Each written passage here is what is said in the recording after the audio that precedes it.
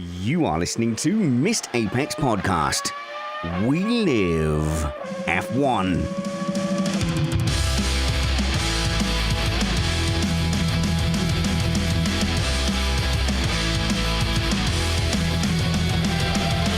Welcome to Missed Apex Podcast. The title of today's show is from Sam, who says, Aston Martin announce an all-model recall due to faulty brake systems. Brackets, thanks, Dad.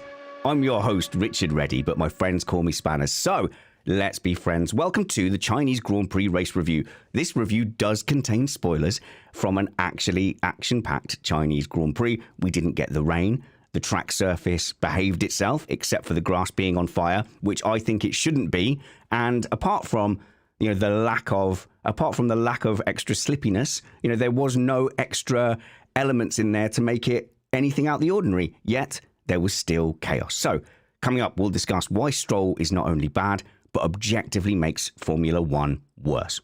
How Norris is stamping stars on his reputation card. Daniel Ricciardo is continuing to serve an unknown curse, and Mercedes continue to underwhelm. And Max Verstappen delivers his least excited post-race radio celebration yet. And we'll discuss more on this morning edition of Missed Apex Podcast. We are an independent podcast produced in the podcasting shed with the kind support of our patrons and sponsors. We aim to bring you a race review before your Monday morning commute. We might be wrong, but we're first. So as we are doing these race reaction shows early on, it does mean that the panel will shift depending on the time and where they are in the world. So this puts Matt firmly at work. So he will be here early in the week to do a strategy corner. But today, there's a lot of action, on-track action to discuss and talk about. We have an able substitute from Australia. We have Jonathan Simon. Hey, Jono. Hey, Spanners. Yes, we've ironed out some tech issues to get sorted for this podcast. We had a bit of a concertina effect, but thankfully we didn't crash into the back of Daniel Ricciardo, and we're ready to go. Yep, that may be the first thing we talk about. We were also joined by race driver, car analyst person, and instructor, coach, and champion, Brad Philpot. How's it going, Brad? I am going to overtake all of you around the outside, despite my age, and do a great move at the beginning of this podcast. I tried a thing like Jono did. Oh, you tried to relate my thing to the race, and I was Alonso because I'm old. I thought you were actually referencing Lewis Hamilton overtaking Hulkenberg. That too. Yeah, that too. Yeah, that was equally impressive. Yeah, that's the thing is, as if you're supporting somebody down in the back end and midfield, which us Lewis Hamilton fans are, you kind of scrabble around for those things and go, yeah, but what about that one time he eventually overtook a Haas? And that was a highlight of the race. Yeah, exactly that. To be honest, I really like this track for modern Formula One, so I'm excited to talk about some of the action from today. And we're joined, the agent of chaos from Denmark joins us, Kristian Pedersen. Hello, Kristian. Don't you think I've been reasonably cultured, Missed Apex podcast-wise the last couple of times? No. Last time you were on, you kept just yelling random facts at me. Is that going to happen this time? I did not. You asked for them, and I could tell by the look in your eyes, you were like, "Oh, I asked for it, but who knows?" I was like, a couple of facts cool. for the podcast today. So if there's the vibe where Jonathan is, I just saw a kangaroo or something, a strange vibe. Then you just hit me and I'll fill it in. That was like, I don't want to call out Martin Brundle, but that was like Martin Brundle with the shoeies when he was sort of pretending he didn't want to, but he really did. So I want to drink from your info shoey, Kristian. That's what I want. Like, we're going to go straight into the action and I'm going to ask a question straight away. Let's just get to it. Whose fault is it? Going to ask whose fault it was. Unbelievable. So the race is kind of building up to be not one of those, smash and grab action-packed races. It's not particularly looking to be drama-filled, but it was developing strategy-wise. There were people on different strategies. Leclerc was moving on to Plan D, which none of us know what Plan D is, but did you notice the Ferrari guy? Does anyone know Leclerc's race engineer? Is that Xavi? Is that what they call him? No. Yes, let's say that. Okay. It's Xavi from now on. Have I just picked an Italian sounding name or a Spanish sounding name and gone for it? He gave it away because he said, "Okay, we're going to do the we're going to do plan D. So, I mean, we already knew plan D meant one stop. We'd figured it out. But one thing about that, because I noticed that as well. And in the past, they would tell him plan D. This time they say, what do you think about plan D? And then I think that is a huge difference in how Ferrari go racing in 24. Yeah, so they are having to sort of strategize from the pit lane a little bit still. Yeah, and it was definitely him pushing it. And it was quite interesting that he was scared that they were misunderstanding his pace. So he kept being scared that they didn't realize that he was flat out as reasonable without killing the tires. So they're like, his answer was, if you like this pace, yes. But I think he said it another couple of times where he was like, okay, just so you're aware, just so you don't think they're suddenly going to go, okay, execute the plan, Charles, let's go. Just so you're aware. But let's get to that crash and talk about whose fault it is. I know it's been a spanners heavy intro anyway, but I'm going to lead in with it was entirely Lance Stroll's fault. And this is what I know, controversial, isn't it? How dare you? But I think, like, okay, so everybody has a fluff. There's the odd thing, like Lewis Hamilton, I think in maybe 2009, and he just sailed into, no, it wasn't 2007, Canadian Grand Prix, sailed into the back of Kimi Raikkonen because he didn't notice the pit lights were red. Yeah. So you go, okay, there's things like that. There's things like rookies making errors. You'll have Maldonado playing with the steering wheel and then crashing. That was at China as well.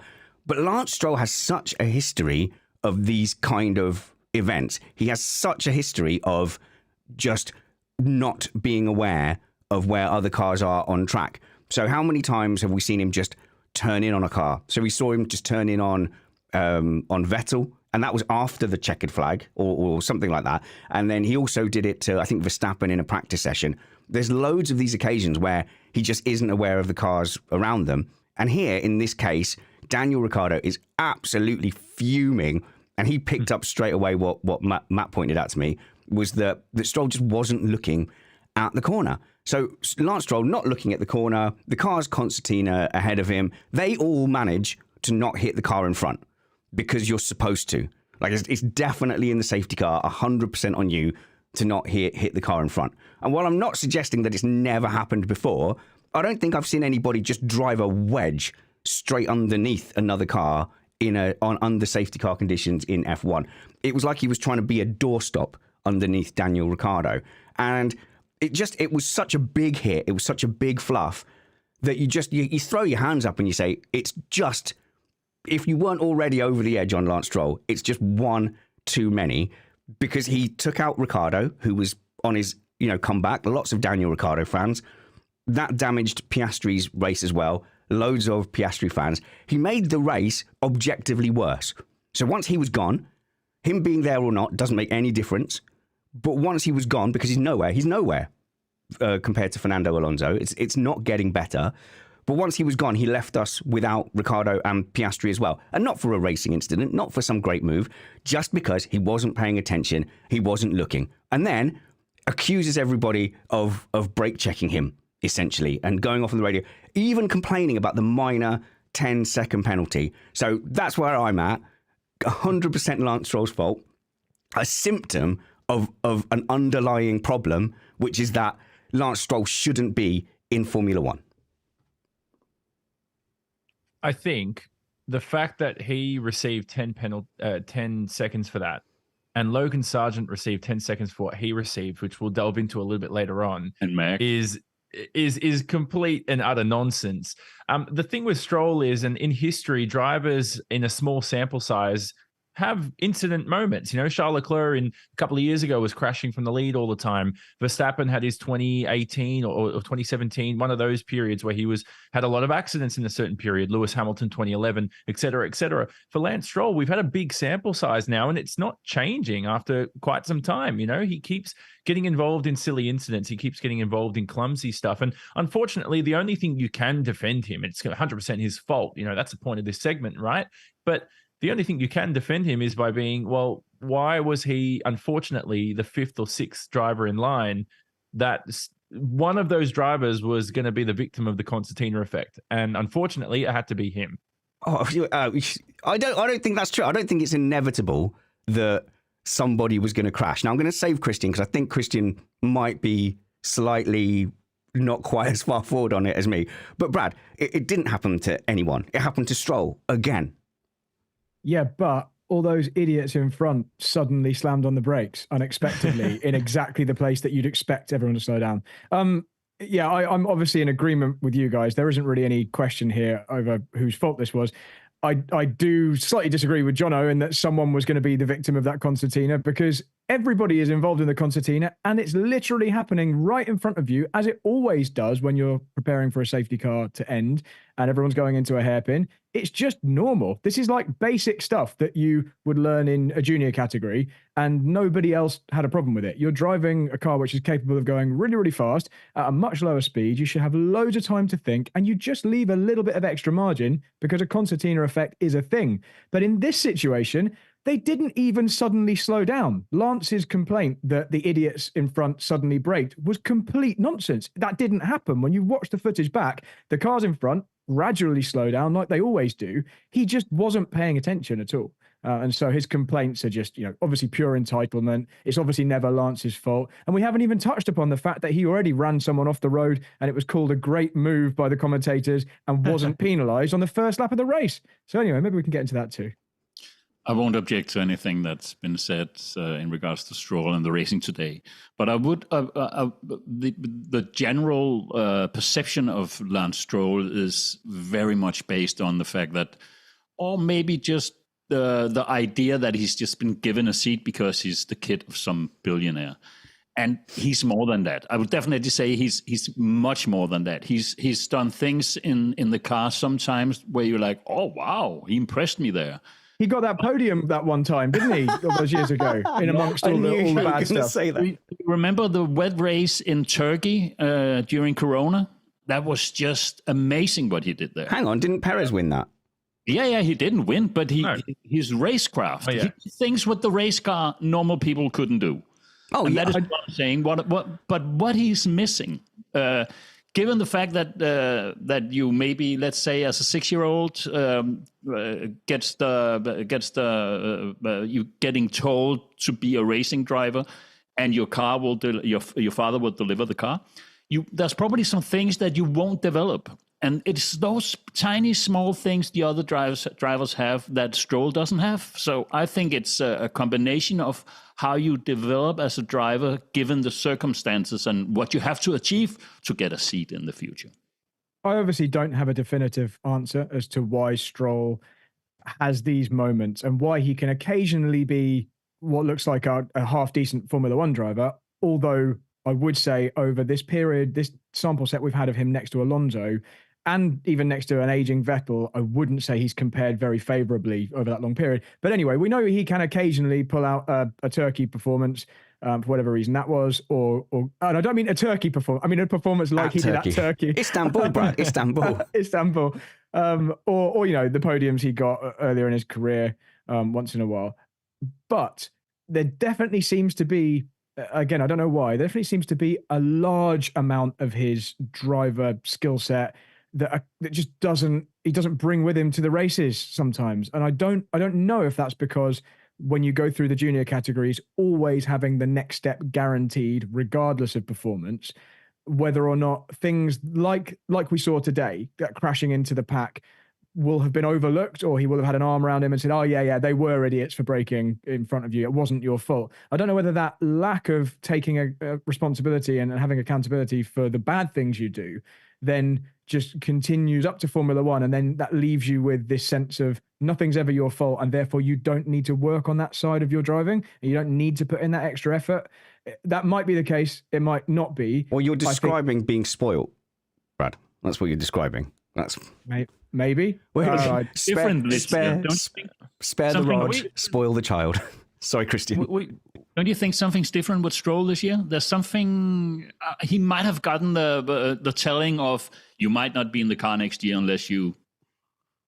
No. He's exactly the same. He's just not good. I don't want to be mean, but the thing is, it almost sounds like we're talking about Pastor Maldonado. Like it literally, this is like 10 years later, sounds like the exact same conversation. A driver who had all the tools to be great and would appear in certain weekends, but most of the time is doing what Stroll's doing now, you know? Be better than Sargent? Was a bit... Do you think he's a better driver than Sargent? Of course. I think he. Yeah. Well, we have to see him in the same car. I think definitely he's number one. I'd like to see Sargent have, I don't know how many years. Is it 8 years? Stroll, Stroll. I'd like to see Sargent have 8 years in a more competitive car than he's currently in, knowing every single year, regardless of his performance, he was going to still be there the next year. And then we can maybe say at that point, you could compare the two, but it's not a fair comparison because Stroll has had the most gifted opportunity of any F1 driver in history of being able to underperform and always be guaranteed the seat the next year. Yes, Sargent doesn't even have that. No, it's basically unheard of. I know there are pay drivers that have paid to continue the next season each time, but never have those pay drivers had their family own the team they're in and it be a pretty competitive team at that. So I just think the opportunity Stroll has had isn't comparable to anything we've seen before. And the only way we can say, yeah, but he's basically fine, isn't he? You know, he's a decent midfield driver.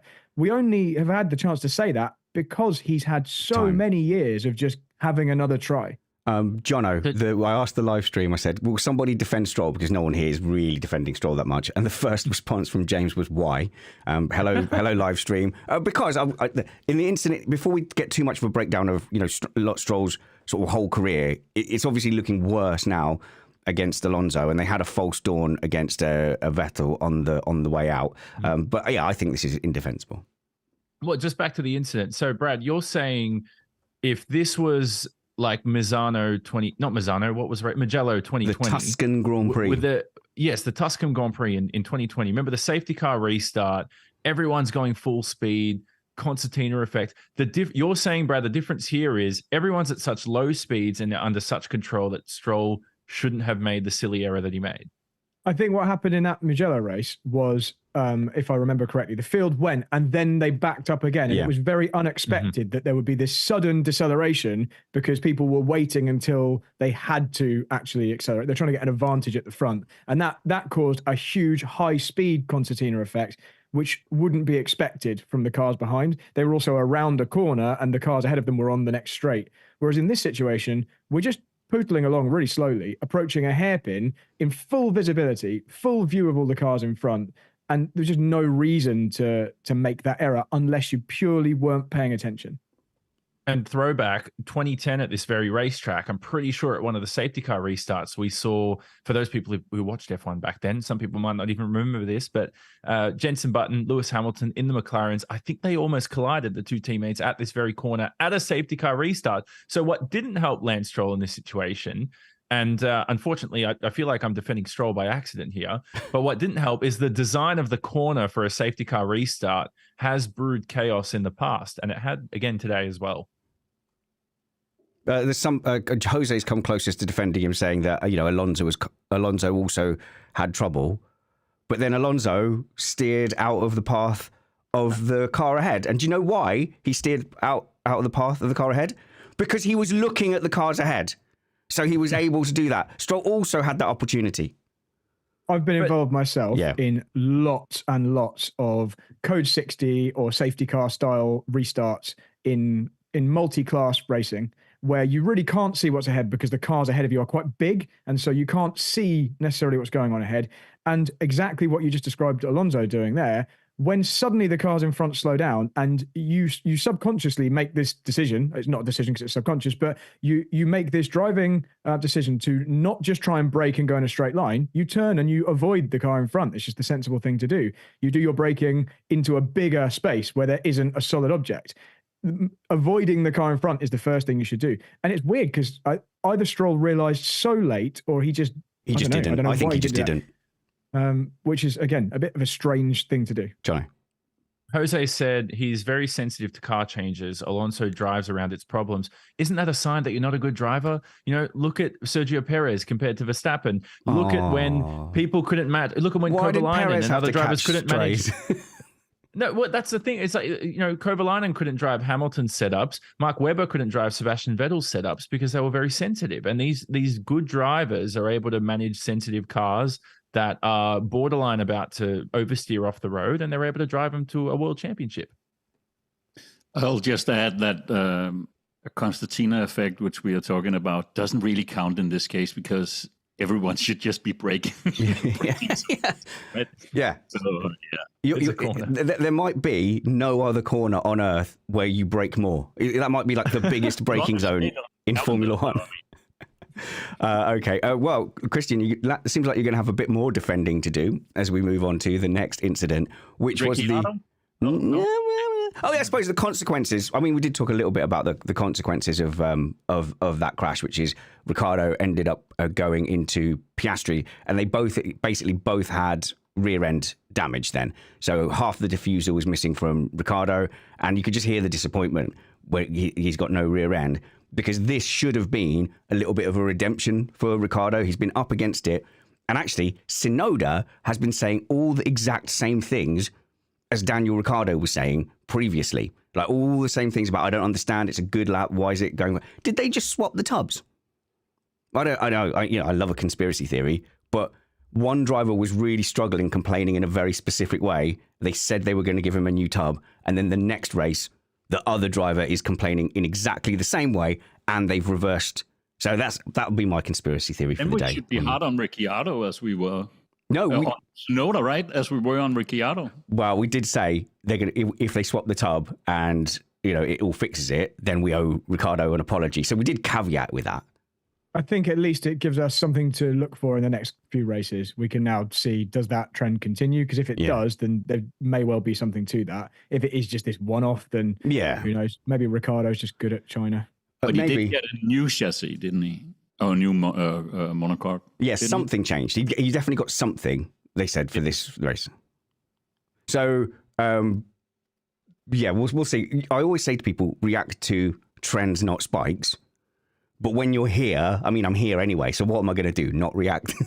Not react if the spike kind of agrees with your preconceived notion, then go with the spike. Yeah, and then if we get corrected later on, we just change our minds and then say we never reacted to the spike, and then just and delete evidence of that. Or even if they find the evidence, just say it was faked or something, because everything's just AI now.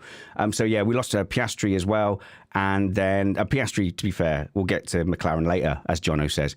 We'll, I think now, as we're playing Whose Fault Is It, the absolute mugging of Tsunoda by Kevin Magnussen. Defend that, Kristian. I'm going to zoom in on Kristian. Zoom in on camera 2, please. He was not off track. He was on track, right? Oh, yeah. So that's one good point. He was in the car, had all 4 wheels, 3 good points. I mean, he's 10 centimeters to the right.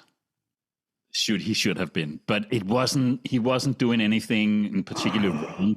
It was I see it as a racing incident, but it could have been avoided. That's how I see it. So I watched this a couple of times, obviously in preparation for this show, because it was, one of the main incidents that happened, and everything looks completely fine to begin with. It looks like Magnussen makes the move. He's going to easily exit, might not make the pass, but he's at least inconvenienced Tsunoda for the following straight. And then he just keeps going left for literally no reason. He's not understeering wide. He just drives into the side of Tsunoda and spins him around. It seemed like just a really careless contact, because it could have just been avoided totally if Magnussen had not run wider. It wasn't that he was being forced wider. The car, he wasn't going so fast that he had to run wide in order to, try and stay on the track. He just completed the corner and then moved a bit further left, almost unaware of how wide the car was. I think this one's worse than Stroll's in terms of how easily it could have been avoided. Like, Magnussen did not need to, he wasn't understeering, right, Brad? He just went, I don't know, he just chose to pick that line and misjudged it. It's exactly what it looks like to me. It does not look like he's understeering, because it both looks like at the point they made contact, they were driving in a straight line effectively. They kind of finished the corner. With the Stroll incident on lap 1, at least he was significantly alongside the car that he forced off the track. He wasn't ahead enough. He wasn't ahead so he couldn't kind of claim the corner, but Magnussen was clearly behind and had full view of Tsunoda and still just moved to the left. It was quite bizarre. Can I just one point? Yeah, go for it. Has any one of you driven this track on simulator or maybe? I haven't actually. I haven't. No. Yes, I have. In the F1 game. Yeah. Yeah. Okay. It's a very, very, as Brad was saying in the start, a very cool track. But it does have a lot of like the old school Formula One corners where, for instance, corner 2, which is the second part of corner 1 that goes into 3, it just goes on forever. And you have a little bit of negative camber. So you don't really, your car is behaving differently. And that is the same for corner 12, 13, which is onto the straight, and the 9, 10, which is where Hamilton overtook into 9. That part of the track as well, you always feel you can go faster when you go through there. Always. You have this, I'm almost there. And then the next time you go a little bit further, you go off. That is how the racetrack basically works. And I'm saying corner 6, when you go out of corner 6, you always get a little bit pulled to the left. I'm not trying to make excuses for Magnussen because, we know him. He's racing his own race always. This is the problem. Yeah. That's the problem, Kristian. It's that it's not an isolated incident. It's that we've talked about, agent of chaos, Magnussen. It must be. I can't hear anything. No, I'm sorry. You can just take it. Is that a technical issue? Is it like a driver on the radio being asked to pull over for his teammate, Brad? I've just watched it back whilst we've been having the conversation from every single angle. And at the very least, you can say Tsunoda could have done absolutely nothing differently. He was all the way at the edge of the track, giving Magnussen all the space he needed. And Magnussen goes for a very late move. Tsunoda sees it coming and completely gives him the space. And Magnussen just uses more space than he's entitled to. I'm sure he knew it as it was happening that it was his fault. And Tsunoda's reaction to it was obviously completely justified. He was just minding his own business, saw a dive bomb, gave space for the dive bomb to try and avoid contact, stayed at the side, and Magnussen just kept coming. So it's a pretty one-sided incident, that one. But does Magnussen care? This is the thing. Here's an attitude thing. He's a dad now, which means he's sleepy and is about to get fat if my experience is anything to go by.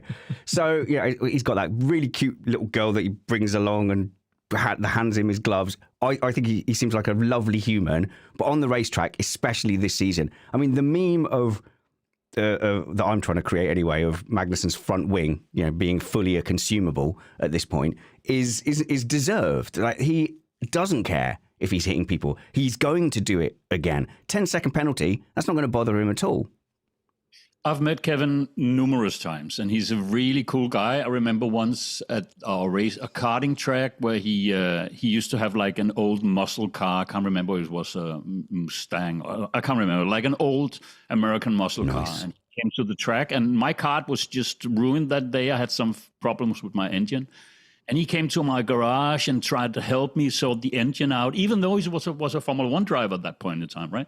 So, I mean, he's just a very down-to-earth kind of guy who's really nice, very well-behaved, very quiet in the background.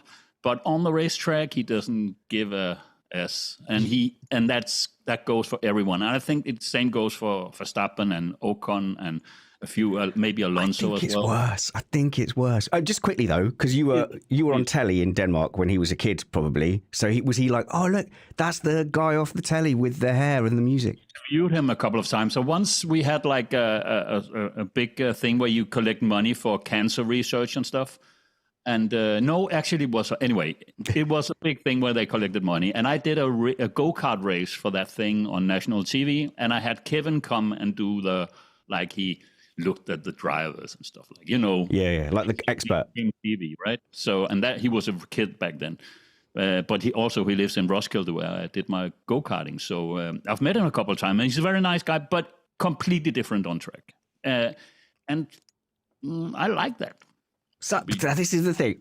I can't. We've defended it all season, haven't we, Jono? But is it too much now? What, defended his... He's just general... No, he's on track. The fact that he's just basically playing Skittles out there. Well, I mean... You want people to race. He scored 1 point. Hulkenberg scored 4. Yeah, maybe you could do a better job there. I don't know. I like it. One thing I noticed this week was when watching Fernando Alonso, I think it was during the sprint or not during the actual race, but him just diving up the inside during the middle sector in a corner that you shouldn't overtake. Lewis Hamilton doing the same. Kevin Magnussen, getting involved in what he gets involved in. I like drivers with personality. I don't want these guys to go. Keep being who he is, keep causing drama, keep getting involved in it, and keep being who you are. That's what we need for the sport. But today should have been avoided, right? I mean, bad example. But the penalty point system should be discouraging this kind of thing. So I don't know if he gets penalty points as well. That's almost more of a disincentive than the just 10 seconds. It doesn't matter. Well, the irony with that is, in breaking news, is that Logan Sargent received 2 penalty points for being 1 millimeter behind Nico Hülkenberg behind the safety car line. It's hard for me to even divulge that information on the podcast as to what happened there, which was ridiculous. So if you're going to put 2 penalty points for that kind of stuff, then shouldn't it be like 8 penalty points for like Lance Stroll or Kevin Magnussen's incident? Like, what scale are we giving penalty points here? I don't get this. Yeah, I mean, if they wanted to, they obviously don't have too much of a problem because you could issue a race ban, you could do back of the grid starts, you could really hammer down on that kind of driving. But the general driving standards, it was a very aggressive race, and there was lots of mistakes, lots of pushing people off tracks and stuff. They've created that environment with the rules, Brad, and that's kind of a whinge we've had, for the past few years now. The rules are set up for just allowing it.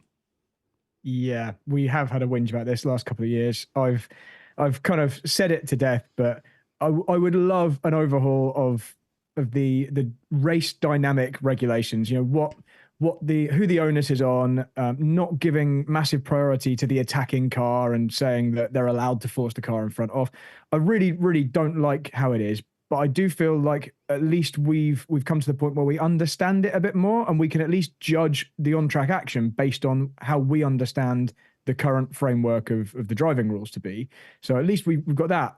But then it's not policed consistently, and you have a situation like Stroll. I don't just mean to bash Stroll. It's just he was involved in another incident on the first lap where you clearly have a car forcing another car off track, and not only is the car that gets forced off entitled to room, they're actually ahead at the point they get forced off. They've done it. Hülkenberg in that situation had done everything he's required to, as per the driving rules, to be entitled to racing room, and he wasn't. And there was not only.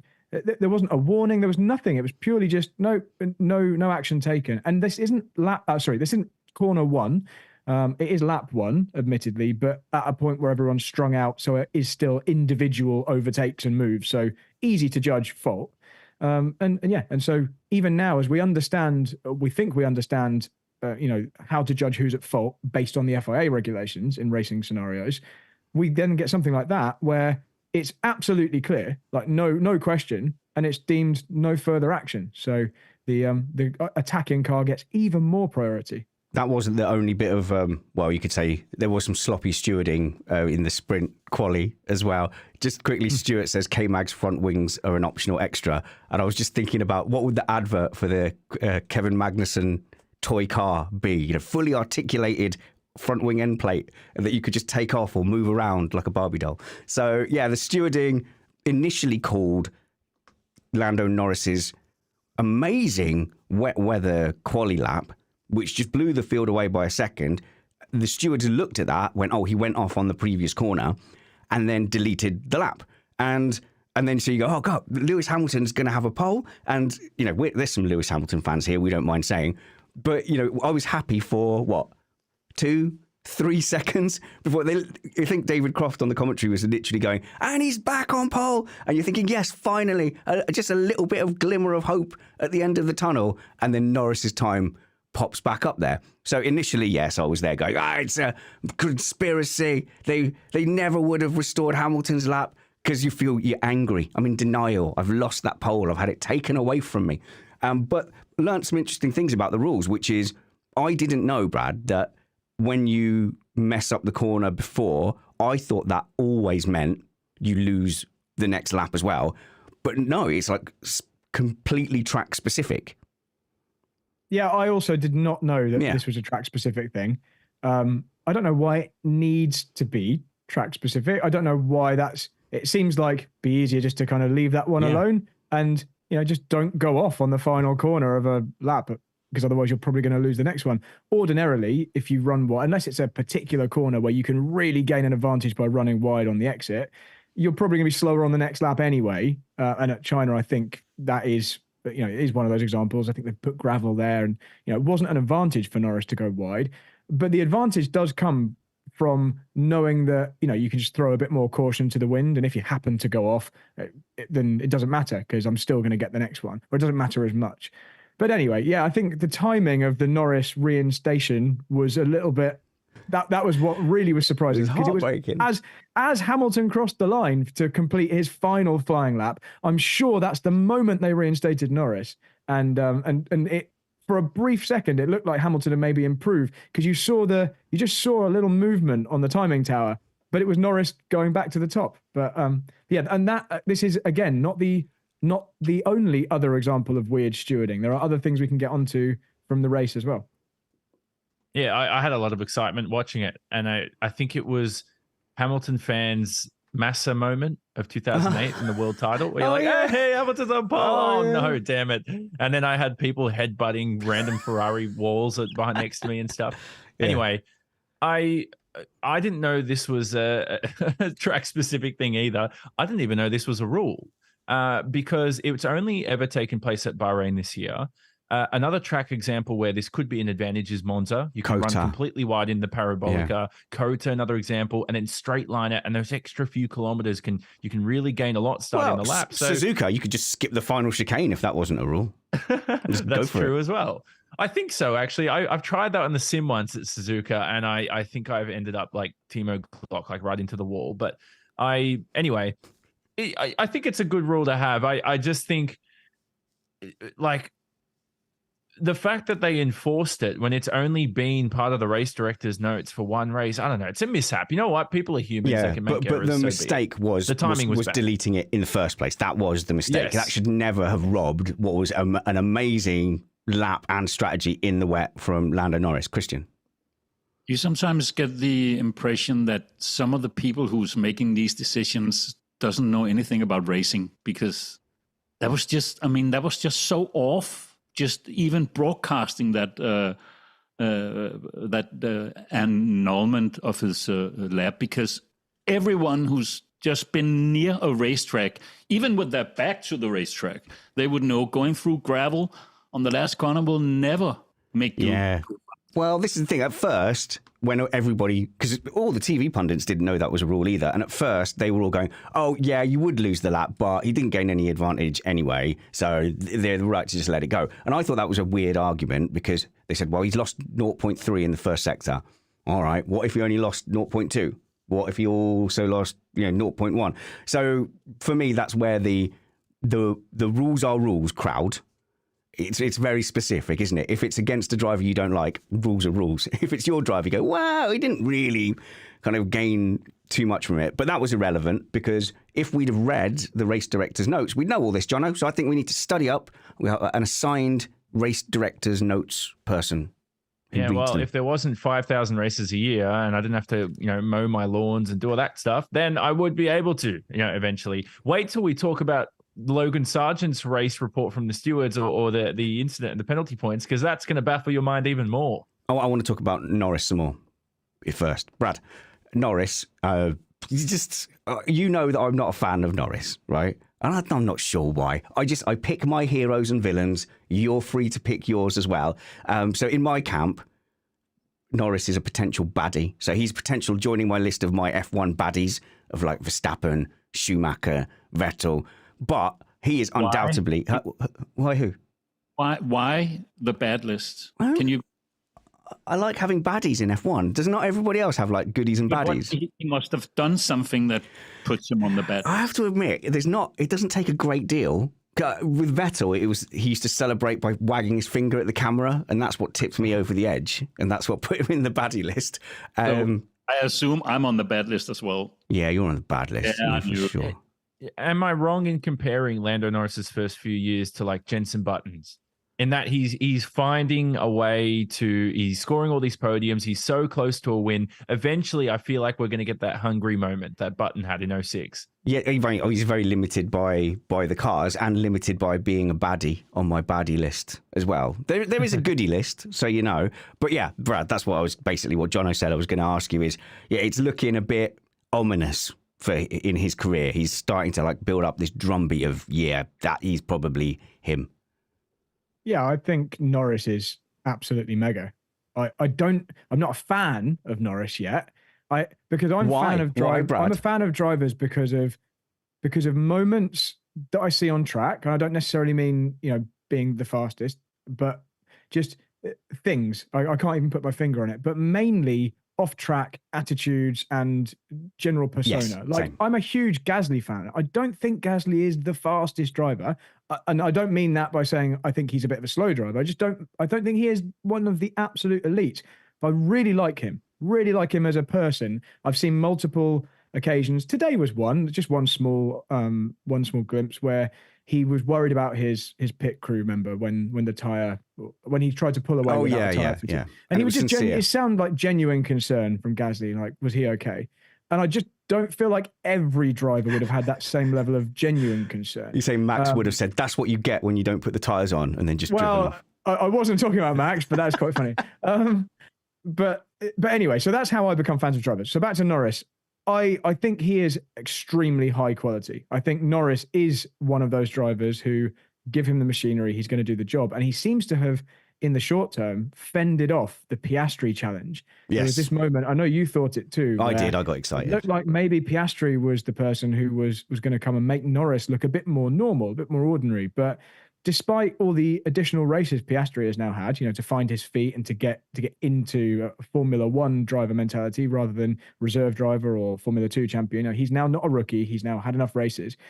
Norris is making him look generally quite ordinary. Piastri's still kind of surviving on the good credit that he's built up until this point. But that won't go on forever. And if Norris continues to be the person who tends to always be in front, even if it's just by a couple of tenths, or tends to always be the person getting the podiums, then Norris is going to resume this role of one of the very next big things, one of the absolute top talents that everyone's after. He comes from a family with who's quite well funded, right? Oh yeah, he's a billionaire father. Correct. Yeah. Exactly. I don't think Norris is billionaire. Just before you get Isn't it? complaints, Oh, I think okay.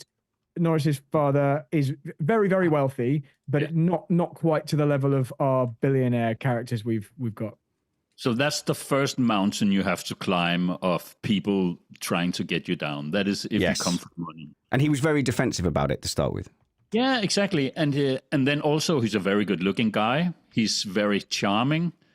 He's basically taking the women from all other heterosexual men, and that is why they hate him. Bastard. Yeah, jealousy. There could definitely be some jealousy.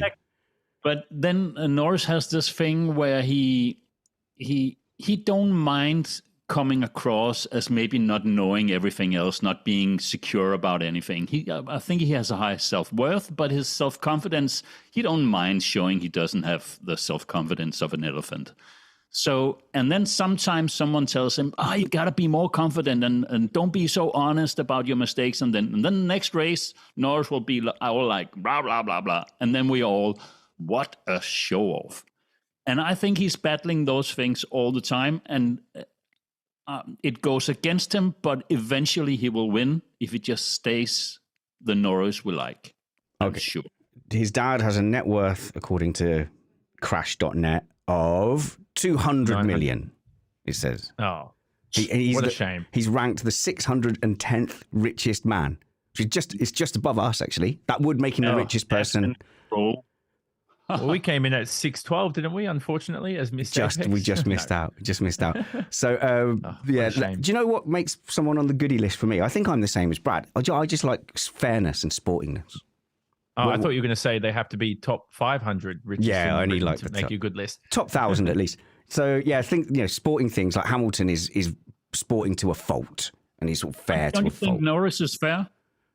Oh Yeah. no, I don't know. Yeah, I haven't got enough to like out and out call him a cheat or anything. Well, where's he been unfair? He's been Norris. I feel like Norris's career, he's done nothing wrong. He just unfortunately hasn't won. I think he's a bit mean. I think he comes across a bit mean and ruthless. That's what you want. Yeah, that's fine. That's what you want. I'm happy for him to be ruthless. That's great, and you can support him. But then I can have him on my baddie list in my in my head canon.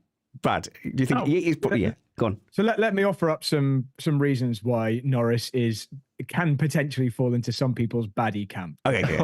So I don't think he's done anything on track that I can remember that you class as a bad thing. I can't think of any on track sporting things where he's driven unfairly. So I don't think that's it.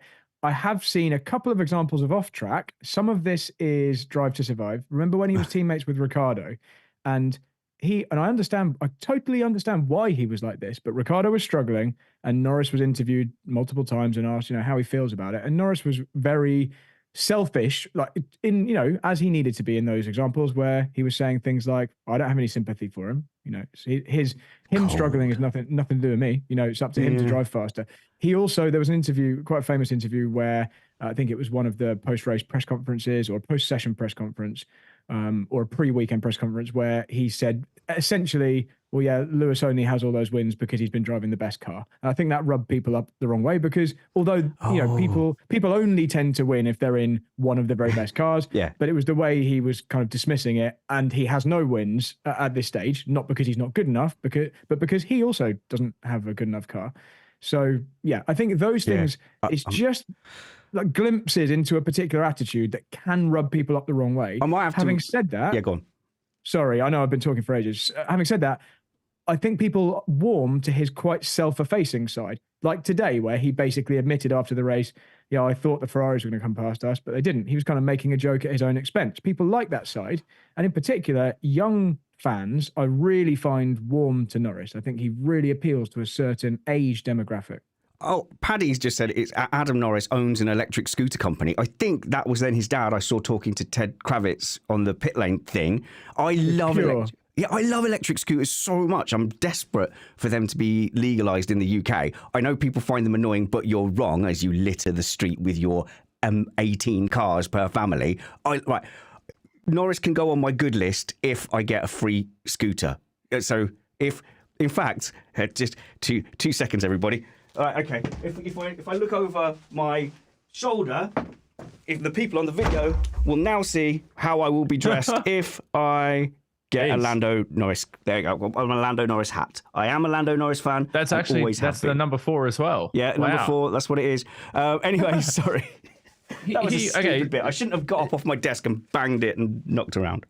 We've all said this, right? And I know, Brad, I know you and I are both Lewis Hamilton, supporters. But hasn't Hamilton, in the same way in the past, he's dissed Nico Rosberg in terms of, he's not been friendly with him, and vice versa for good reason. And wait. Just to answer that one, direct rival in a championship fight. So a little bit different to just like taking pot shots at a random other person, but carry on. But Daniel Ricciardo is his direct rival as his teammate. He's got to beat him. The number 2 one was when Sebastian Vettel was winning at Red Bull. I think a lot of drivers, and not just Lewis Hamilton, but a lot of drivers out there were dissing Sebastian Vettel as, if I had that car, I would have won titles, I think they were justified in saying that, actually. I think history has shown that they were probably all completely correct. Anyway, the point is, what I'm saying is, I think it's not so bad to be on a baddies list. And I think a baddies list is to compliment Spanners. Yeah, maybe. I have to reassess this. I think he's not done enough to be on my baddies list. And I think Brad might have reminded me why. I think my Hamilton bias, because he's takes a lot of pot shots at Hamilton and sort of tries to devalue his championships and stuff like that. I think that's why he ended up on my baddie list. So I think I need to reevaluate that. And I think that comes after Hamilton was super supportive of Norris himself. Like, do you remember, I think it was Austria 2000 and whatever, where Hamilton was behind Norris and went, such a talented driver, Lando. Like when he was like genuinely just saying during a race how talented he thought Lando was. Things like that where he's really bigged him up. And so I think that's why it just does sometimes needle people. We've taken a non-race diversion there, so I'm gonna get us back into the race. He did have the fluff at turn 1 was understandable. It wasn't the end of the world, but it did cost him. But that's a classic situation, I think, Brad, where he did cause that by not being willing to give up the place.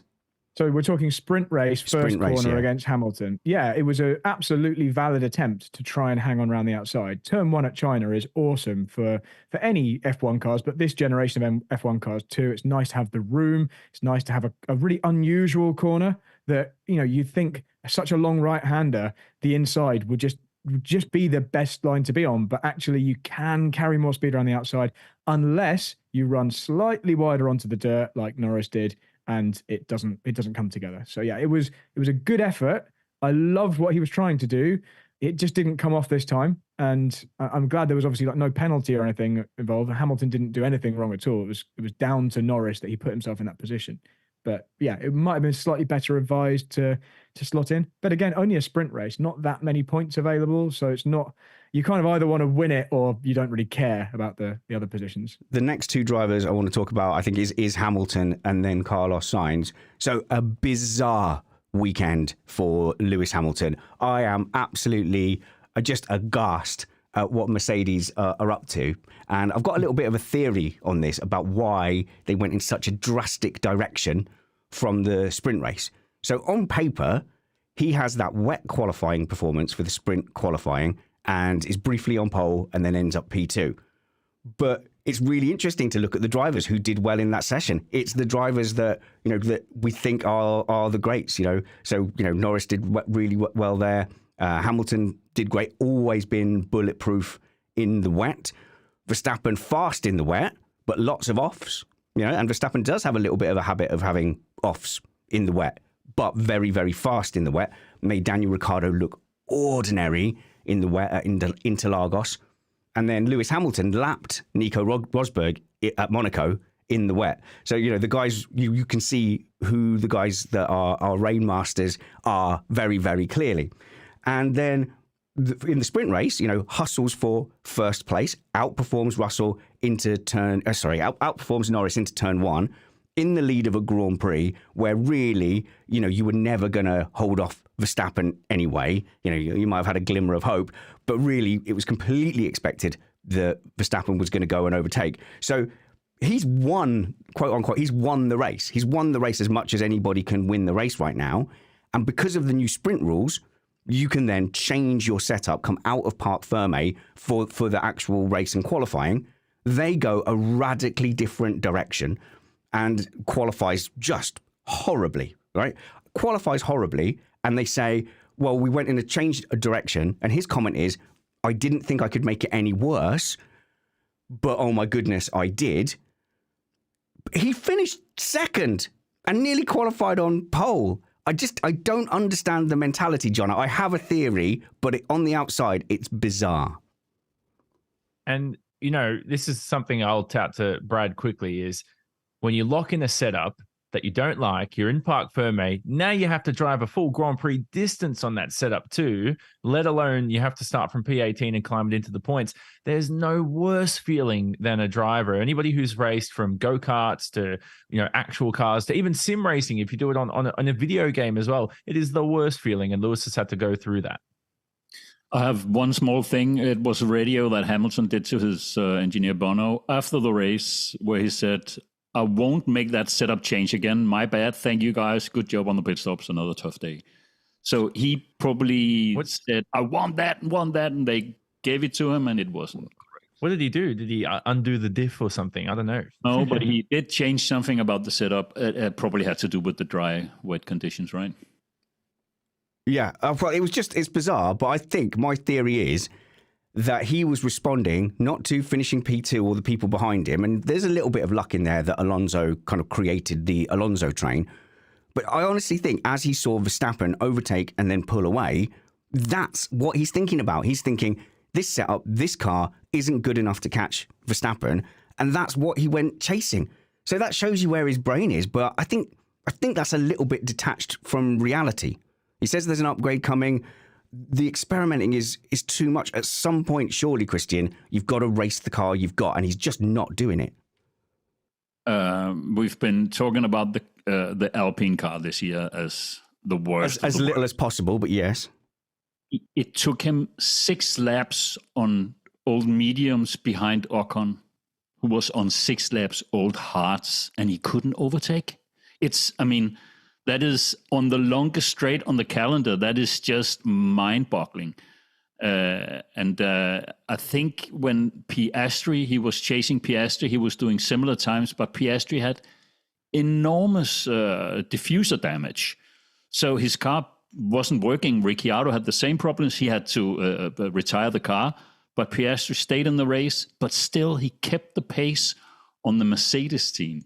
One of the biggest budget in the entire field, with the 7-time world champion chasing him, and he couldn't catch him. That is a very, very bad weekend for Mercedes. Yeah, I'm not even sure the car is as bad as it looks. So I keep saying it. The start of the race always. I keep saying it. I keep saying, but it's not as bad as it looks. And it becomes indefensible when the results aren't coming in. So according to James, he said he made the front suspension way softer. Is if his recollection is correct. So I guess that would make it pointier at the front. I wish Brad was here now because he'd know exactly what that does. Well, does that make it drop more under braking? It makes it less responsive too around a track where there's a lot of direction change around China as well. So he's, soft suspension is, you've got more grip. You've got, but again, when he needs to turn through corners, like the first couple of corners, the left, right, the sweeping one, the long right-hander before the long straight, these direction changes, he wouldn't have the bite in the car from having a soft suspension. That's how I understand, from my understanding and research of driving cars and watching F1. That's what I understand a soft suspension does. Okay, well, it didn't work, and someone's saying, well, why didn't he just start from the pit lane and brake park Verme? I think that is a significant disadvantage, though. It doesn't put you at the back of the pack. You've got some catching up to do, and then you're using up your tyres immediately straight away. And the idea is that you start on the soft tyres like Lewis did, and then that gives you an extra 8 meters off the grid. You're faster than all the cars around you, and before you know it, you're up in the top 10 anyway. But that didn't happen either. And it's quite interesting that he goes, well, I told you so. Yeah, with these tyres aren't working. And man, that was a bad tyre. Brackets choice. But he's very vocal about that. I think you can tell what arguments they were having before the race. They've been very respectful so far. Since he's left and signed for Ferrari, they've been very respectful. It's been a very good relationship so far. Is today the first signs of cracks between them since this, because it was eventually going to happen, is that Toto Wolff's comments after the race about Lewis's decision to go in a different setup direction weren't nice either. So no, this could be the beginning of the end. After the sprint as well, he said that was great from Lewis Hamilton. He went well, and he was saved by the Alonso train behind, which is true. But you could big up your guy. But inevitably that is going to get strained. But I genuinely, I know people are going to think I'm mad and delusional, more so than normal. I genuinely think the Russell doesn't get the most out of that car, and Hamilton is constantly running experiments. I don't think we've seen exactly where that car is. So if they were in a situation now that they were fighting for the championship, maybe they'd be a bit more conservative and he'd be going for the points. But he isn't, and it's frustrating to watch. So we'll see. Upgrade for Miami, apparently. Right, Carlos Sainz. Brad, are you one of the ones who flip-flopped and said that Carlos Sainz is now the best driver on earth and every team should sign him because he had those 2 races where he was a bit better than Leclerc? I think Carlos Sainz has the combination of being a really hard-working and very solid driver, and a driver who's got his head around the modern era of F1. I think those 2 things make him an absolute asset to basically any team. I think aside from the elite trio that you might point to, maybe it's a quad if we include Norris, the people like Verstappen, Hamilton, Norris, Alonso, those guys that we think every team would be desperate to sign. Outside of those, and I've missed Leclerc, but that's just because recently I haven't seen loads of great stuff from Leclerc. Outside of those, Sainz should be on everyone's list, and there are teams who need drivers. I don't know whether I would have been someone who'd flip-flopped and said he was the best thing on earth, but I just think you can gel with a particular era of cars, and I think Sainz has shown extremely well against Leclerc, certainly recently. And yeah, I think he's very much worth putting into one of the top cars. From what it sounds like, from what Nico Rosberg let slip during the broadcast today, it looks like he's got a really good chance of being in the Red Bull next to Verstappen next year. Okay, well, I don't like Nico Rosberg. He was definitely on my he was definitely on my baddie list, right? But the advantage of having him on the broadcast is he doesn't conform to the normal rules. Exactly. So I think he says whatever. He doesn't care. The broadcast I watch, there's a group think, and with any group of people, we have to be careful in Missed Apex as well. This is why I like doing the shows so close to the race, because if we'd have done this at 8:00 tonight, by the time we got to the show, we'd all have been arguing all day in the WhatsApp chat, and we'd have the kind of same conclusions. Whereas I feel like Nico Rosberg probably isn't invited into their group chat.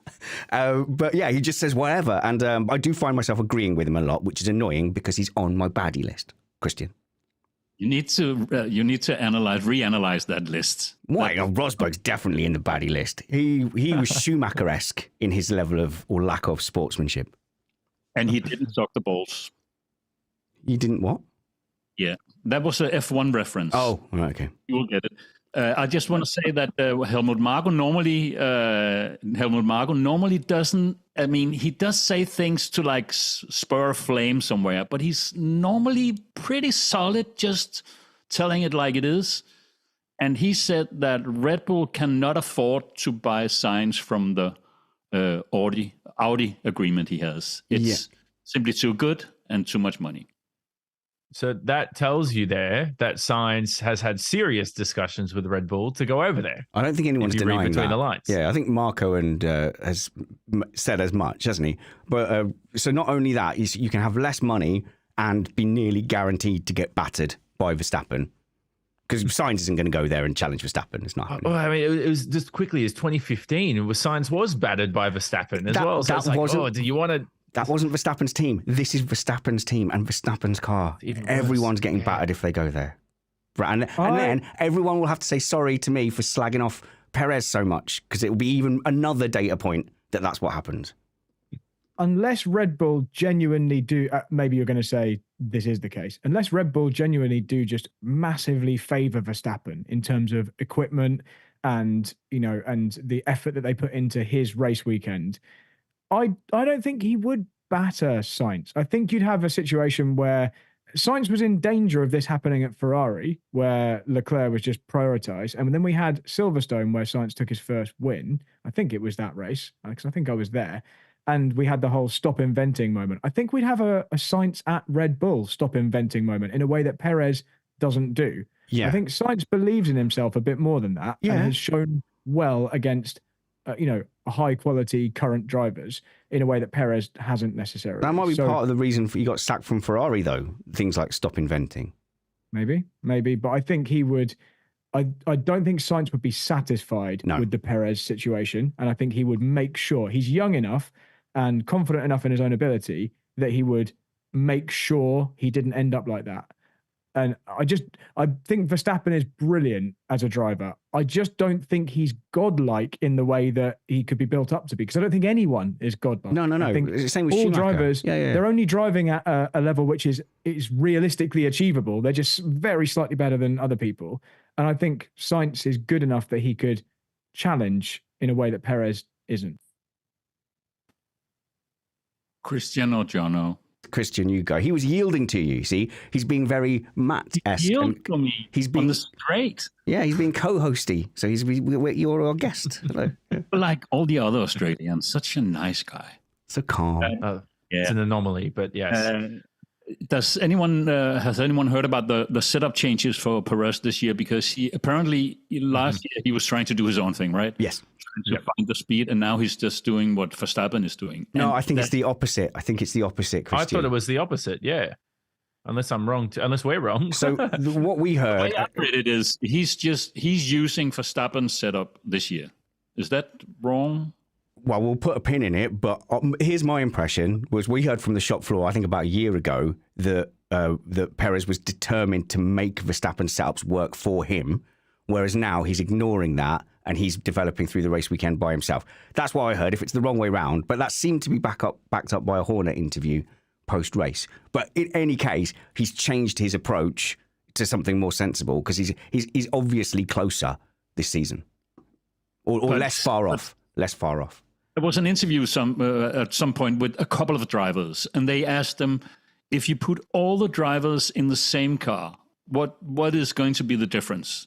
And they said tops 5/10ths, maybe on a bad day 6/10, but that is that is the difference from the fastest to the slowest in the field. And I know I follow you, Brad. No one is above, no one is godlike, but maybe Verstappen is doing the max to 7/10. Yeah.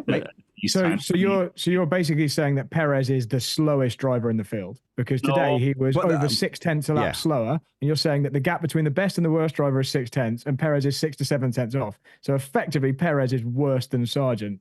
I'm saying that Perez is 4 to 5 tenths slower than Verstappen on average. Which is bonkers in one of the very top teams. You should have drivers who are within a couple of tenths of each other. So but it says more about Verstappen though than it says about Perez, I think. Well, it just says that Perez is in the wrong team if he should be in the sport at all. And hopefully I won't get too many more death threats on Instagram from Perez fans. But I just think we can. There are certain things we can. Wait, Verstappen fans or Perez fans? Which ones? It was Perez fans, wasn't it? Yeah, I've had them from both, but more recently from that was because if the person who's listening who put us in the Daily Express. By the way, I would like to say thanks for linking back to the website. That was really cool of you. Mm-hmm. And so I don't really mind that Brad got the death threats because I personally benefited. They've also petered out a bit. There was only one yesterday, so it's fine. Oh my God, I didn't realise it. I'm so sorry.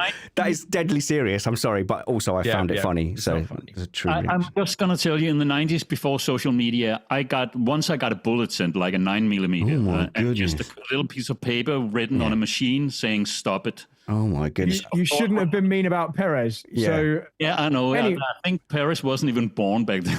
I just want to say I don't care how many death threats Brad gets, as long as we get promotion. So, my when you get main a death point, threat, Brad, it's because you're doing something right. It's because what you're doing is being listened to. That is all.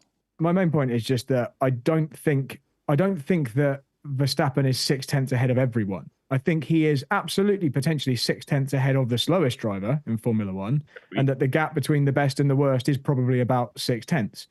It's just that it seems a bit of a shame that in an era where you've got one team who is clearly a big step ahead, one of the two drivers in that car is one of the drivers who is at the other end of the performance spectrum. So it would just be nicer to have someone who at least could challenge Max slightly more. Maybe some of those tenths are because of what I said before. Maybe there is an element of favouring one driver because they're better, but then that enhances the gap and makes it look worse than it actually is.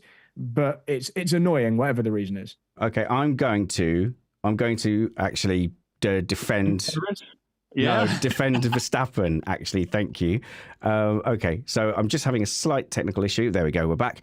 I'm going to defend Verstappen because I think you can do more than just be 7/10, 6/10 faster than the rest of the field.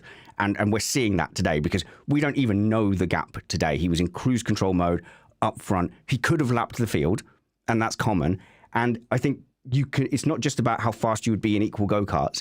If you are able to build the team around you, and that includes everything from politics, from feedback, from setup information. He's famous that he has a weirdly sensitive feedback, and he's in the sim constantly racing. I think then you can extend that advantage. So you can only drive as fast as the car is capable. But if you're part of the reason that car is able to reach its potential with setups and develop well, and you've got designers that know Verstappen will respond to this, then you can separate yourself even more. And that is what he's doing.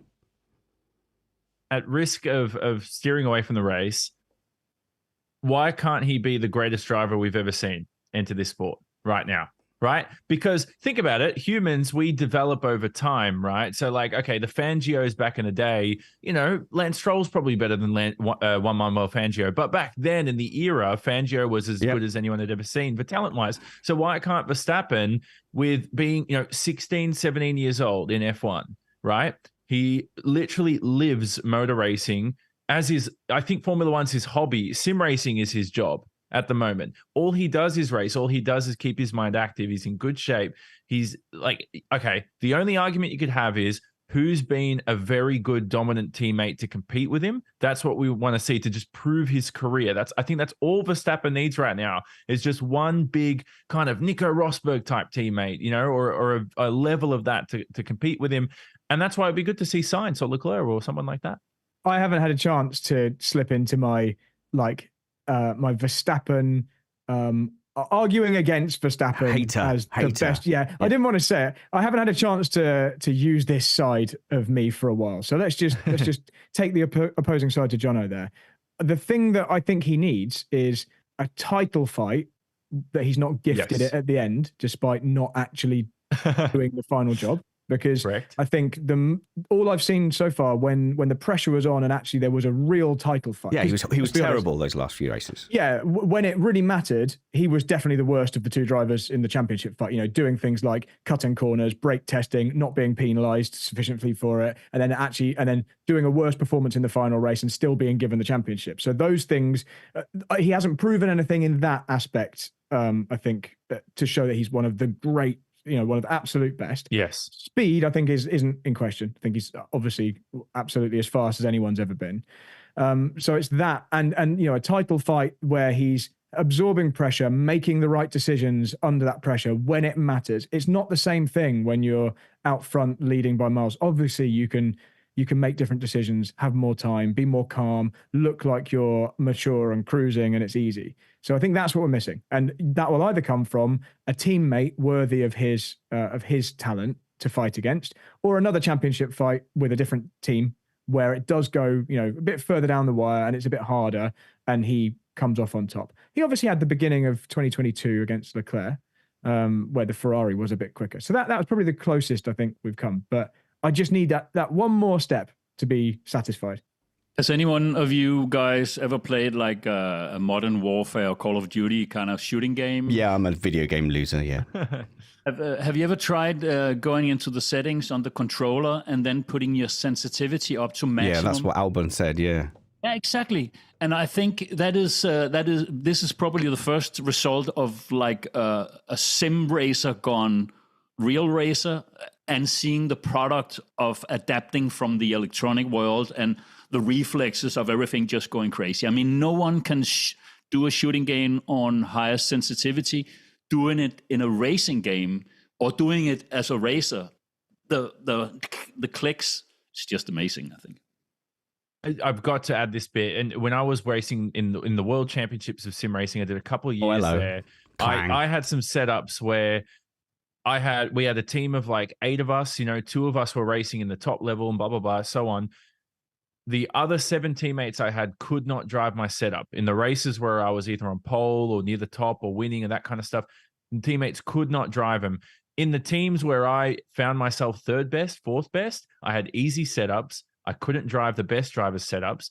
And it's this same correlation now with Max Verstappen, is that he finds a way to, his talent overcomes this and it complements his setup skills and it complements his sensitivity and everything that Kristian just said. So anyway, just thought I'd add those 2 cents. And I don't disagree with any of that, but that all relates to speed and it's pressure in a fight. It's the racing side of it that I still think I need to yet see. So yeah. I'm on board with you with the speed. To become the world champion we all respect, you also need to show some gratitude and some respect to others.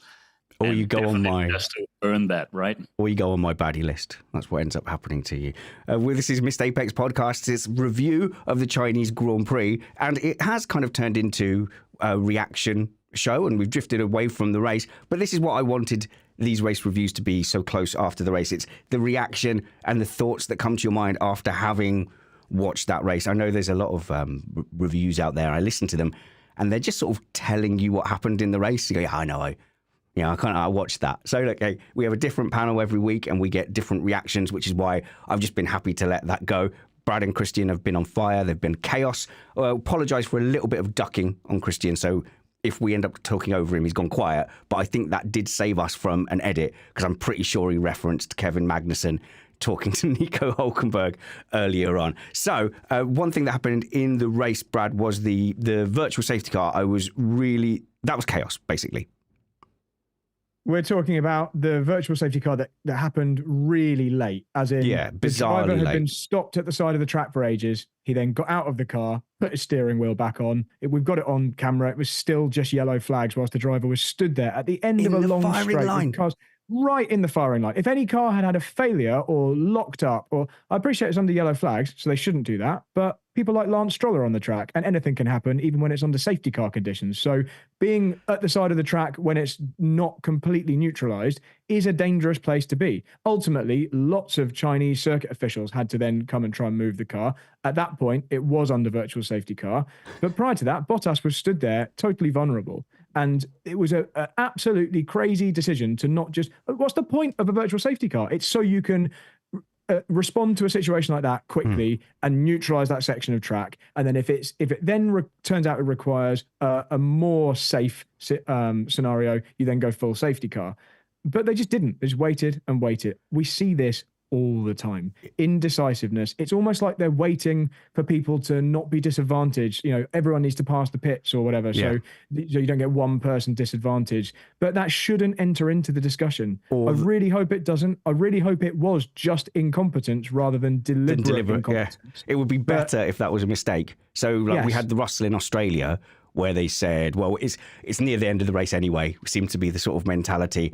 And there's a lot of inconsistency when they pull these things. So to me, I thought the virtual safety car was essentially an electronic double waved yellow, you know, and these are things that you look at, you know, Bianchi, who died under double waved yellows. The virtual safety car is do you know what? There's a genuine danger. We don't actually trust you guys or we don't want to leave it in your hands how you choose to enforce that. Because I always feel like the yellow flag is you're being asked to voluntarily disable your race or disadvantage your race. And then you have to judge who around you is disadvantaging less or more than you. Virtual safety car kind of takes it out of the picture. Yeah, this was, obviously, it was then a virtual safety car. So we are right in that it should have been a virtual safety car. When they then found they couldn't move the car for whatever reason, I mean, it should just be a case of pressing the neutral button that's on the top of the cockpit. It was very clear the car was still in gear when the marshals were trying to move it. So I don't know whether that just failed or whatever. But then it was upgraded to a safety car. But the fact was, it was clear to all of us watching that was a dangerous enough situation. A driver had to get out of the car and walk across a bit of the track. That's definitely a virtual safety car. So don't wait 2 minutes for it. I have some severely breaking news. Uh-oh. Daniel Ricciardo has been handed a 3-place penalty for Miami. What? For overtaking Nico Hülkenberg during safety car conditions. And I think about this and I go, there was a situation now, from what I understand, is anybody on par with this situation, and even in the live stream comments let us know, is that I believe Daniel Ricciardo believes that Nico Hülkenberg overtook him unfairly under the first safety car. So then Ricciardo deliberately overtook him under the second one. Well, then I think you and deserve so it. it's a slam dunk penalty, but it's a bizarre situation. If that's how I understand it. Yeah, well, that's a very silly decision then. If that's what he chose to do, took it upon himself to do it. You've got to get clearance for that kind of thing, surely. Yeah. Well, it was like Lewis Hamilton 2009 Australia, and he got disqualified for lying to the stewards. Kind of different story, a different picture. But I just thought I'd mention that because I kind of find it a bit bizarre, Kristian, that Ricciardo's got a 3-place penalty. It says Ricciardo thought that Hülkenberg overtook him during the safety car, so he was allowed to re-overtake. Oh, the same period. Okay, my bad. So but still, I mean, come on. Also, it was as it was. Can't we? That's Australia 2009. Can't we kind of hit him with time served? Like, you already got taken out in the most moronic way. The person who took you out only got 10 seconds. You're already out of the race. There you go. Do you know what? Yeah, no, agree. No, sorry, Spanners. I was going to say, Sargent got 10 seconds for essentially, technicality, the same exact thing, overtaking under safety car. Because remember, if for people who don't know, the Sargent incident I'm referring to is Hülkenberg exits the pits, crosses the safety car line, literally millimeters ahead of Logan Sargent. And so Sargent's then taken the position ahead of Hülkenberg in the safety car period. Sargent's then been handed a 10-second race penalty for that, moving him from 17th position after the race to 17th. And of course, 2 penalty points to his license. But I want to know a bit more about the I've read the stewards report, which we won't, read on the podcast right now. But what I don't get is, why is there no explanation that was the team notified of this? How is Sargent supposed to determine if he's millimeters away from overtaking someone? Apparently, James Vowles had said, "Oh, you're okay," or something along those lines. Yeah. I saw some comment along those lines. Kristian. Yeah, the problem with handing out penalties like that is you sort of build a middle ground between you and the sport. Sort of, it's like you don't understand the sport. You only, like lawyers, it says so in the text, but text is never real life. And why not just call him up saying, "Sergeant, listen, sorry, buddy, he crossed the line before you, yada yada. Give the position back." The end. Why all that? Yeah, and also, if he'd not been crashed out, he would have been able to serve probably a 10-second penalty. Exactly. And so because he got crashed out, he's then got a 3-place grid penalty because he can't serve it in the race. They are basically making their own problems.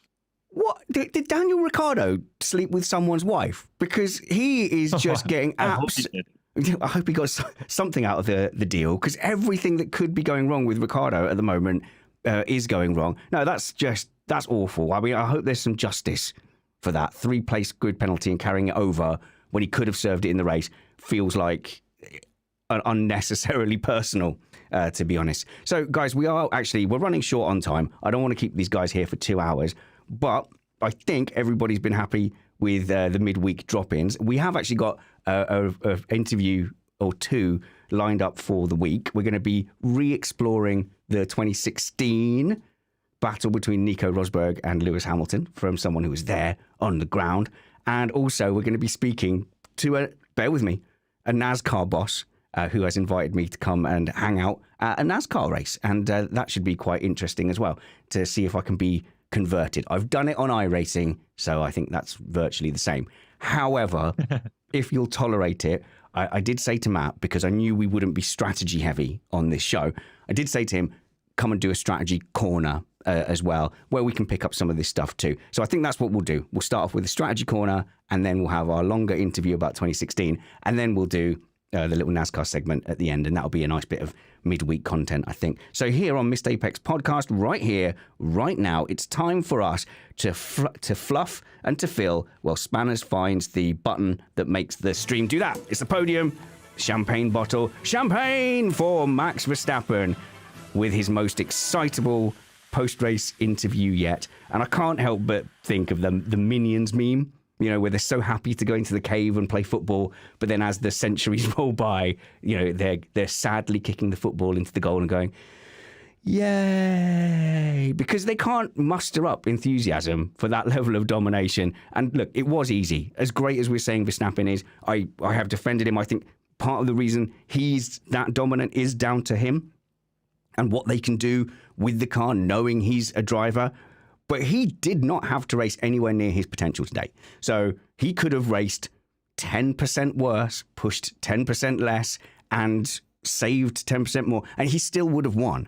So you can't really go out of your way and say, well, was that a particularly good performance? Unless you go, well, all his performances are spectacular, even if he doesn't have to try because he's so good he doesn't have to try. That's a possibility. We could do that. But the champagne was for Max Verstappen. And yeah, they must be feeling the sting of this dominance, I think, as well. Not a sting. It's probably less of a sting for them. A sting for other people. But we can give out awards anyway, based on that. So let's start off with, we go negative first so we can end positive. So I'll ask. Oh, no, you missed the apex. Who missed the apex for you? Where should we start? Let's look around. Who looks unprepared? Kristian, you look distracted. Can I point one thing out in regards to what you just said about Verstappen? Of course, yeah. In football, in soccer, when some teams won it all and kept buying all the best players and stuff, they changed the rules. So they changed the transfer rules and stuff like that. And Liberty has to soon do something equivalent in regards to the dominance Red Bull are having, because it's going to ruin their money, basically. Yeah, well, it's look, the sport is in bad health because of it. And I for the sporting purity, you know, I get it, but this is as bad as the Schumacher era now. It's really, really hard to defend. 2013 as a one-off, you go, yeah, but there's great racing in the pack. And there was. 2013 had really good racing in the pack. Hamilton and Hulkenberg, seem to have had loads of great wheel-to-wheel battles, for example. But if that had happened 3 more years, if that happened 14, 15, 16 again, you'd be basically where you are now and where the Schumacher dominance was. It's really hard to defend this level of dominance, and it's strange that Formula One has kind of just let it drift to this point. But when we were talking about the safety car, you go, they should have just thrown a safety car straight away. As soon as the safety cars were going, that was the most interesting part of the Grand Prix. On the restarts, with the cars at least packed back, at least they're in the same screenshot. At least you're watching the midfield race. So the most short-term thing they can do is go NASCAR and just go full competition caution. Like, sport of it be damned, because at this point, there's just nothing interesting going on if there isn't a safety car. So just like someone sneezes on track, that's it. Safety car. Bit of wing on that safety car. Just build it in. Competition caution until this situation resolves itself. Because this could be another 2 years, Kristian, of it. So you've got to give us something.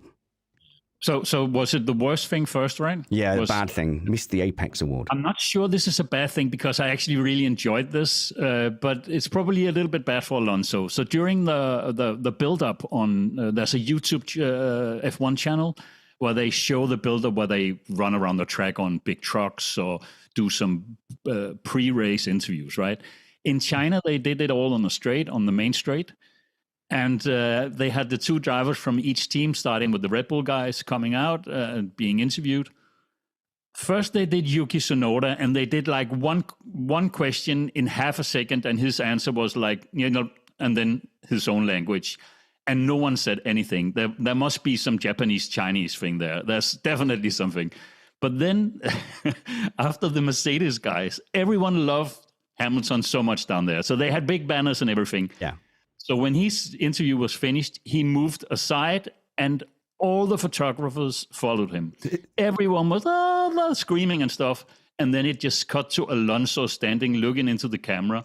All the people who were supposed to take pictures of him were moving away in the background. And all the attention was moving away. And then the interview was done with Alonso. This was probably the worst situation Alonso could be in all regards. But still... He keeps saying things about Hamilton, small pills, like no, and then he puts himself in a situation like this. It's just And look, if you get yourself into a Taylor Swift song, you've done something. Yeah. You've done something bad. You crashed that Aston Martin, Fernando, and now you have to live with it. But it's facial expressions when he's putting a situation like that. You can just see it boil inside of him. Brad, hello, Brad. Hello. You're really good at driving race cars, and you could coach people as well. And I want you, if you're serious about improving your times on the sim or on track or on karting, I can personally and highly recommend coaching from Brad. I'm really pleased to see you doing it more. It's becoming quite a staple of your freelancing, and you have spots available.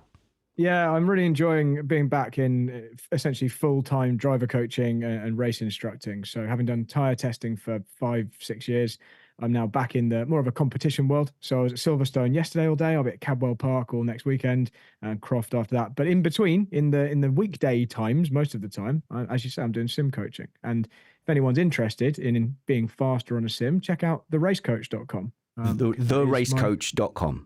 Theracecoach.com, where you can see all my availability and you can check out what we do. And if you're interested, get in touch. Definitely I'm pretty good at it. You're great. You're great at analysing and understanding rubbish drivers as well. So I need to tell you my bad thing of the weekend. And I'm going to take a really easy one. And that is just Lance Stroll, because it's going to be a popular choice. I just want to quote Daniel Ricciardo. Oh, yeah, he was so angry. And I'm just taking part of the quote because it'd be ages to read it all. But he says, "What made my blood boil is I watched his onboard just to see it from his perspective. And as soon as we start braking, you can see his helmet turn right, and he's looking at the apex of turn 14. He's not even watching me. I should do this in a Ricciardo voice. Daniel Ricciardo, I'm quite good at their voice. When he looks back, he's suddenly in the back of me. I don't even know what he's doing, where his head's at. All he has to do is worry about me, and he clearly wasn't. Let's see what he says in the media, but if he comes after me, then I'll say more." I love it. He was Can't wait for him to say more. He was saying, I could go. He said, I could go off, but I'm going to hold it. And he's clearly fuming and holding it back. And he should be. He absolutely should be. What a ridiculous way for your Grand Prix to end. So you've taken the easy one. I'm going to take one that I think no one else will take, so I won't be stealing from Jono. The camera angles didn't show off how good turn one was. It seemed to be a camera on the left-hand side that they were using. So the cars crossed you right to left into turn one, and that didn't kind of show the peril of the decreasing radius and the adverse camber. And I didn't notice a shot from turn three where you see them negotiating that and then coming back down for the left hand, or they didn't seem to use it a lot. So I'm giving that. But Brad looks surprised. Breaking news. I just read some more of the quote. I just want to finish. Let's do it. I'm doing my best not to say what I want to say, but that guy, and I'm being nice too. No. Wow, that is not this incident related, is it? That's like a general. That guy. Thanks for self-beeping. That's like a general. My seat's under threat, and this guy's dad owns a team, and he just gets to stay here every year, regardless of how bad he does. Yeah, I have to listen back and wonder if my opening thing on Stroll was too much, but that is how I feel. I really do feel like that. I'm just fed up of it. Sorry, I don't think I'm going to get an Aston Martin branded scooter, am I? No. Yeah, and that's what a shame. Well, I'm just saying, I've got Mercedes cap here, Ferrari, McLaren. I'll check the post box if anything green comes through, but right now, Jono, who missed the ape? Oh, Jono, you're on telly. People don't know that. You're on telly. Good point, actually. Yeah, well, like Max Verstappen, Missed Apex is my job and telly is my hobby to the side. But it's been fun. Side hustle being on TV. Share some links with us to put in the show notes so that people can see you in TV reporter mode, because it's pretty cool. For sure, I'll try not to. I don't like to shill myself too much. No, I'm shilling you. I'm shilling you. You're not shilling yourself. I'm shilling you. So send us some links so you can go and check out Jono, because you look like a proper grown-up on telly person, and it's just really exciting. So who missed the apex for you? Thank you. I just to proceed, who missed the apex? Fernando Alonso. I'm a big fan. If you'd like to send Aston Martin gear to me and not Spanners, feel free. Aww. I would love some of that gear since he signed for a couple of years. It can do me well. Who missed the apex for me? We mentioned it earlier, but I just feel the penalty for Logan Sargent was draconian. And it was I want to know more details surrounding how that situation is handled in the future. I'm going to go back to, you're going to laugh at this, 2010 Valencia. Oh my God. Yes, just a couple races ago. Fernando Alonso in the Ferrari, Lewis Hamilton passes the safety car line. Similar situation to Sargent. Alonso passed it first. Hamilton ended up overtaking. It took them like 30 laps to sort that out. And then eventually, there's a whole story behind that. Google it if you're interested. But in Sargent's situation, I want to know more details from the FIA in their stewards report. I want them to explain why Sargent wasn't notified by the FIA instantly to give that position back, rather than penalizing him because the team made a judgment on millimeters and an interpretation that he was clear. And so that, to me, missed the apex, because I just feel like if it was Johnny Herbert stewarding, I would have had a full book to read by now. Yeah, but that has been fairly consistent. So when there's been do you need to hand the place back, normally from, say, cutting the corner or on a chicane, they have said, right, the team decides whether you're meant to give the corner back or not. And then the FIA responds accordingly, because you had that at Singapore a couple of years ago, where basically, or last year, where Hamilton sort of volunteered to give a place back to Norris that he didn't really need to give back. But that wasn't the stewards, so they kind of put it on the team there as well. All right, one more award before we go. It's the Thing of the Weekend award. Super hyper positive. And I will just say, in general, sometimes it can feel like we're being negative about things. And if you listen to every sports podcast, that does happen. And it's just because the negative things are more interesting. But just know that I'm aware of that, and I'm always trying to counter it, because essentially I watch Formula One because I enjoy it, because it brings me joy sometimes. Briefly, that poll up. Right, Brad, who was your thing, or what was your thing of the weekend? I think Lando Norris for providing at least a non-Red Bull face at the front of the grid, and for, I think, pretty much maximizing the potential of that McLaren. I didn't expect the McLaren. I know there were safety cars. I know this wasn't a normal race. If it had just played out completely organically, then Norris probably wouldn't have ended up on the podium. But in the circumstances, he made the most of it and didn't make mistakes and put his car in front of a much, much faster car. So good job to Norris. Awesome. I'm going to... Do I go next? I don't want anyone to steal mine, so I'm going for it. I'm going to give it to Zhou Guanyu for that magnificent 13th place. He got to stop on the straight. I think he got given champagne, met the love of his life. Everything happened for him at the end of the race. Look, he was crying. He was emotional. It's his home crowd, but, P13. But I was arguing with Joe, I think, on Twitter, because he was saying it's the dream to go from the stand to the track. And I can't take that away from him. It is just, I've got my chip on my shoulder about, he bought his own kart track. I don't think it was as necessarily as hard for him as other people, but meant a lot to him, meant a lot to the fans. And I'm sorry for the meme I posted online poo-pooing that a little bit. So I'm giving him my Thing of the Weekend award for making that dream come true somehow. All it took was hard work and infinite resources. Kristian, what was your Thing of the Weekend? I'm going to support yours just slightly because they should do that as a general thing for the home. The locals. Yeah, the Australian driver should be on the pit straight after the race in Australia and so forth. It's a nice little thing. Yeah, you're right. Actually, my Thing of the Week is a Alonso thing as well. While I dwell well in the 2007 vibe Alonso Hamilton, I also acknowledge that he's just about the best there is. Mm-hmm. And lap 48, T16 coming into the second, the last corner before the main straight. He just loses the car. How fast he reacted there, just got it. That is 17-year-old reflexes in a 1,000-year-old body. And that's amazing. Yeah, he did say that was his best ever drive through a gravel trap. No one else could drive through a gravel trap so well. Okay, I always get a little bit like that when we're praising a mistake. So Sainz was getting lots of praise for crashing quite well in qualifying. Yeah, that was another thing we really didn't cover. Was actually it was but really he didn't crash this time though. So it was I know mistake, but he saved it.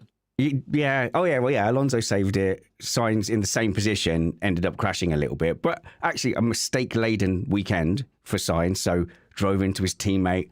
Locked up on his new tyres, having to go a stint on those tyres, being a little bit off pace, and that spin in qualifying, which, by the way, Aston Martin protested. I like the needle coming out of Aston Martin sometimes. They love a good appeal, does Aston Martin. The way you define it is great save, bad car control. I hate it when it's defined as, oh, look at that awesome car control. He saved the car. No, the reason he was about to spin was because of terrible car control. There's a difference between the two. But I just wanted to compliment. In Kristian's defense, if you have that tool in your arsenal, then you're going to perform better overall. If you've got the ability to save it, and Brad's showing us a video of the save. We're going to get copyrighted, Brad. Careful. It's more the amount of steering angles. So yeah, I love seeing someone not give up on opposite lock. So often, certainly in my job, I'll see a driver have a moment, the car will get out of shape, it'll get sideways, and they'll attempt to save. They'll apply a certain amount of opposite lock, and it'll get to a point where their arms are a bit uncomfortable, and they'll kind of just give up and stay there or straighten up. And Alonso, in a car with such little amount of steering lock available, has got a whole armful on to the point where he's had to let go with one hand and keep going with the other one. Yeah. And it worked. It saved the day, and he continued. And doing 200 kilometers an hour or whatever they do right there. Yeah, Jono. I'm on their side now, Jono. Yeah, it was really good. If anyone wants to know his greatest save ever, it wasn't that today. It was go on YouTube, Brazil 2012. He's fighting for a championship. He almost binned it at the exit of turn 3. It's one of the greatest things you'll ever see in Fernando Alonso. One of his best moments. Unfortunately, he didn't win the title. I was going to say, that was a similar save. Didn't that cost him the title doing that and then getting stuck behind Petrov? No. He saved it, but it was Vettel's recovery that obviously was different. There's a whole story to that again. I love my classic F1. Can I sorry, I'm just completely derailing this, but I'm going to just do it anyway. I just want to ask the panel, and this is terrible for an audio podcast. We can describe it. This is a very mini driver skills episode happening right now. Alonso has the maximum amount of opposite lock on possible, but where are his tyres pointed? To the what right. direction? to the right. I would argue that they're pointed straight down the track. They're pointed where he wants the car to go. Yeah. So the angle of the car is facing across the track, but he's managed to, in the moment, in real time, keep the tyres pointed where the car has to go.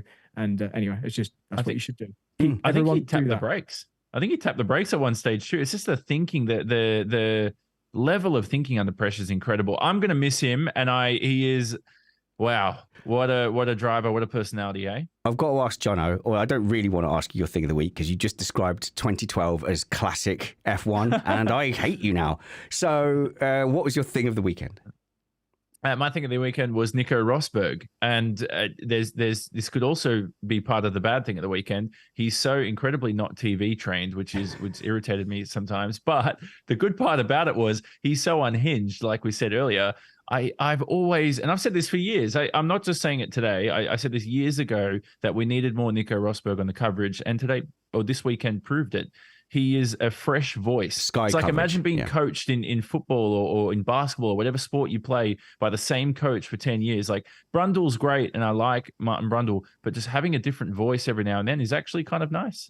Nah, he was fighting the driver I liked a while ago, so baddie bin. Thank you very much to my panel. Go and look up Kristian's 90s TV career. Go and get coached by Brad. Do it. I'm just going to share stuff. Go and get coached by Brad. It will be one of the best racing purchases you'll ever make. And go and look at Jono being all grown up on TV. Follow me as well. I'm the best one. Spanners Ready on most social media, or you can support us on Patreon at patreon.com/Missed Apex. Check out what we're doing in Miami and come out, hang out with us on Saturday if you want. And that is at missedapexpodcast.com/Miami. But wherever we see you next, which I think is going to be like Tuesday, work hard, be kind, and have fun. This was Missed Apex Podcast.